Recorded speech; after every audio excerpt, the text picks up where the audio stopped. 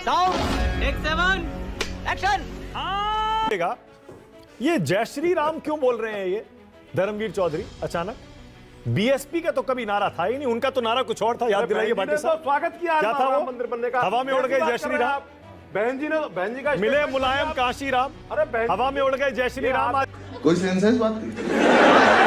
बोलो। कि मुझे लगता है कि जो आपने सवाल पूछा था मानक जी, उसका उत्तर स्वयं आपने दे ही दिया। और धर्मवीर जी क्या कहते हैं क्या करते हैं मुझे उससे बहुत वो नहीं है। आज वो क्यों जय श्री राम कह रहे हैं वो बताएं, उसका उत्तर वो ही बेहतर दे सकते हैं। मैं तो जय हनुमान भी कह दूंगा। अभी 2-3 शब्द आए यहाँ पर। हाँ। नहीं 2-3 शब्द आए यहाँ पर। एक तो नींबू आया।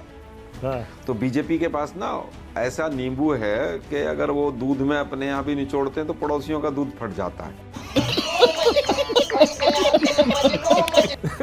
वो अंग्रेजों से गुड़ सीखे हैं इन्होंने ना, कि किस तरह से दूसरी पार्टियों को तोड़ा जाए। और इनका जो नींबू है वो ईडी, सीबीआई, इनकम टैक्स, तमाम जो फ्रंटल ऑर्गेनाइजेशंस हैं वो नींबू रूपी हैं।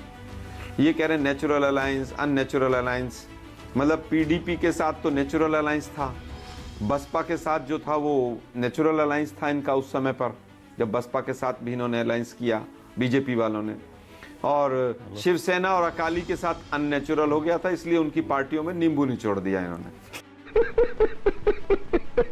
मुझे लगता है कि आज का जो विषय है मुख्य तौर पर वो ये है कि इस बार का चुनाव पूरी तरह से इंडिया वर्सेस बीजेपी होगा। बीजेपी का कोई जो एनडीए फेंडीए है उसमें कहीं कुछ नहीं है। वो 38 दल नाम के लिए हैं, उनमें किसी के पास कुछ पल्ले कुछ नहीं। आज कोई तटस्थ नहीं रहेगा। एक तटस्थ शब्द आया था, कोई तटस्थ नहीं रहेगा। राजकुमार भाटी जी ने काफी विस्तार से बताया। अब तटस्थ कोई नहीं। अब या तो आप बीजेपी की पॉलिसीज के खिलाफ हैं या बीजेपी की पॉलिसीज के साथ हैं। बात तो सही है। अगर साथ हैं तो या तो डायरेक्टली आप एनडीए में शामिल हैं या ओवैसी की तरह आप बैकड्रॉप से उनके चैनल से उनकी मदद कर रहे हैं। अब तय करना है बसपा को। आज एक वक्तव्य आया है कि भाई हम अकेले लड़ेंगे, हम इंडिया अलायंस में नहीं जाएंगे। इसका जो सीधा उत्तर है, उत्तर प्रदेश जो है सबसे ज्यादा पॉलिटिकल लोगों का प्रदेश माना जाता है। कहावत है कि उत्तर प्रदेश में तो हर व्यक्ति जो है वो पूरी उत्तर प्रदेश की राजनीति को तकिए के नीचे लगा के सोता है रात को। तो मुझे लगता है उत्तर प्रदेश की जनता इसका माकूल जवाब देगी। और अभी भी मैं 2 चीजें आपको कहना चाहूंगा, मैं नकारात्मक नहीं हूं। बसपा सुप्रीमो ने आज बयान जरूर दिया है, लेकिन हमें पूरी उम्मीद है कि जिस लेवल पे जिस तरह की बातचीत हमारी चल रही है मेरे सूत्रों से, बसपा तो आएगी आएगी, राजभर जी भी आएंगे। क्या बात और है। दोनों मिलकर इधर ही आएंगे और इंडिया गठबंधन के साथ मिलकर ही चुनाव ही लड़ेंगे। वो आज का वक्तव्य उनका किस उसमें है मैं अभी नहीं कह सकता। हो सकता है ये उन्होंने किसी कारण से दिया हो, मैं उस कारण का खुलासा नहीं करना चाहता हूं। और समय आने पर बसपा मुझे लगता है कि बहन जी सही निर्णय लेंगी। और 2009 से लेकर अभी तक उन्होंने बहुत बार सही निर्णय लिए हैं।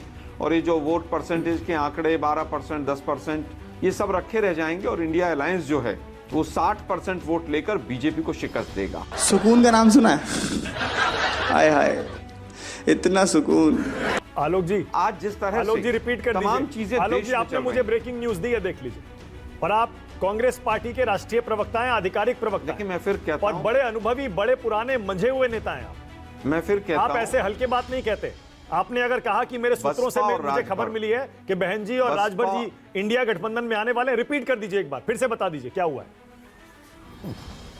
मैं कहता हूं, मुझे लगता है पूरी तरह से जो मेरे सूत्र कह रहे हैं कि बसपा और राजभर जी दोनों ही सही समय पर सही फैसला लेंगे। और मेरे जो व्यक्तिगत सूत्र हैं वो कह रहे हैं कि वो दोनों इंडिया गठबंधन में आकर ही चुनाव लड़ेंगे। समय आने दीजिए। चल बस, लायक है क्या?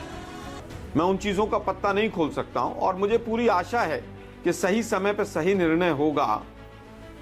अदरवाइज बीएसपी के तमाम सांसदों ने भी बहन जी को बुलाकर बोल दिया कि अगर अकेले लड़ेंगे तो हम सब साफ हो जाएंगे। और ये सच्चाई भी है। जब विधानसभा की सीटें नहीं निकल पा रही हैं, पिछला चुनाव भी परसेप्शन पर था, हमारा वोट परसेंटेज भी घटा, क्योंकि उसमें सीधा सीधा ये था कि बीजेपी को कौन हरा रहा है और बीजेपी को कौन जिता रहा है। वोटर 2 हिस्सों में बंट गया था।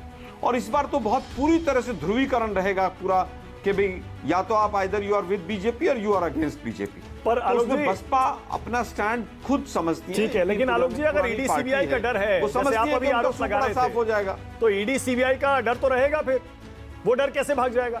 और आप कह रहे हैं बहन जी चली जाएंगी उधर। तो रुको जरा, सबर करो, बोला धक्का बुक्की नहीं करने का। देखिए मैंने बसपा के लिए ईडी सीबीआई का डर है नहीं बोला। ओके। मैंने तो केवल दूध फाड़ने वाली बात पे बोला कि जहां जहां दूध की दही जमनी होती है, मक्खन निकलना होता है, वहां पहले ही नींबू पहुंच जाता है और नींबू रूपी जो है वो ईडी सीबीआई है। मुझे क्रेडिट नहीं चाहिए। भाई मजा आया, और मैं ये जो मजा है हिंदुस्तान के हर व्यक्ति को देना चाहता हूं।